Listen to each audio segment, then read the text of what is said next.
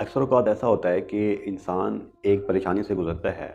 उसी परेशानी को सोच के इंसान की स्टेट नेगेटिव होती चली जाती है। इंसान का दिमाग बहुत नेगेटिव हो जाता है और समटाइम ऐसा होता है परेशानी बहुत छोटी होती है, लेकिन हम उसको इतना ओवरथिंक करते हैं कि वो हमें एक पहाड़ की तरह नज़र आने लग जाता है और इंसान को लगता है कि मैं इस परेशानी से कभी नहीं निकल सकता या निकल सकूँगा।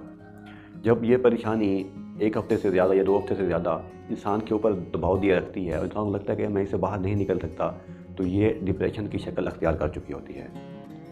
इस वीडियो में मैं आपको बताऊंगा कि इस डिप्रेशन से निकलने के लिए आपको क्या करना चाहिए। पहला तरीका जो आपको डिप्रेशन से बाहर निकलने में आपकी मदद देगा, वो है किसी से बात करना। इस स्टेट में ख़ास तौर पर जब हम परेशान होते हैं, हम किसी से बात करना पसंद नहीं करते, बाहर निकलना पसंद नहीं करते।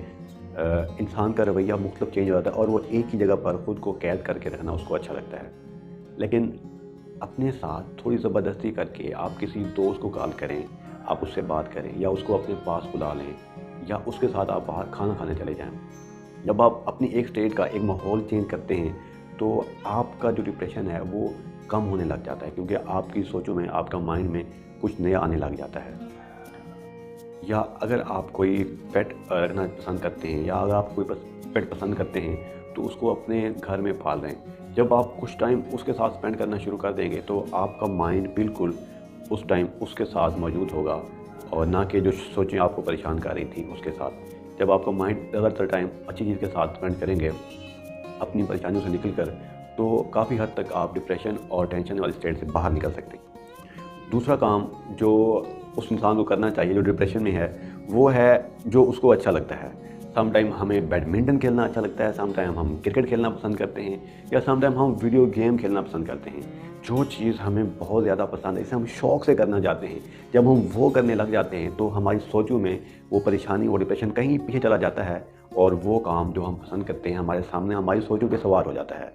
ये एक बेहतरीन तरीका है जिससे आप अपने आप को डिप्रेशन से और टेंशन से निकाल सकते हैं। तीसरा काम जो एक मैजिक की तरह काम करता है और किसी भी इंसान को डिप्रेशन या टेंशन से निकालने में बहुत मदद देता है, वो है फ़िज़िकल एक्टिविटी का होना।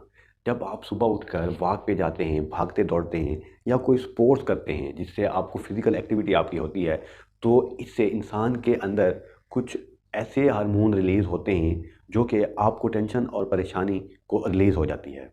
जब आप फ़िज़िकल एक्टिविटी करते हैं, ये ना सिर्फ आपकी फ़िज़िकल हेल्थ के लिए अच्छा होता है, बल्कि आपको एक मेंटली एक न्यू और एक फ्रेश स्टार्ट मिलता है। ख़ास तौर पर जब आप दिन का आगाज़ भागने, दौड़ने और वॉक से करते हैं, तो आपके अंदर एक पॉज़िटिव एनर्जी आती है और इस पॉज़िटिव एनर्जी से आप दिन भर की नेगेटिविटी और उस डिप्रेशन और नेगेटिव थॉट्स से फ़ाइट करते हैं और आपका दिन बहुत अच्छा गुज़र सकता है। चौथा तरीका है जिससे कोई भी इंसान डिप्रेशन या टेंशन से निकल सकता है, वो है हेल्दी ईटिंग।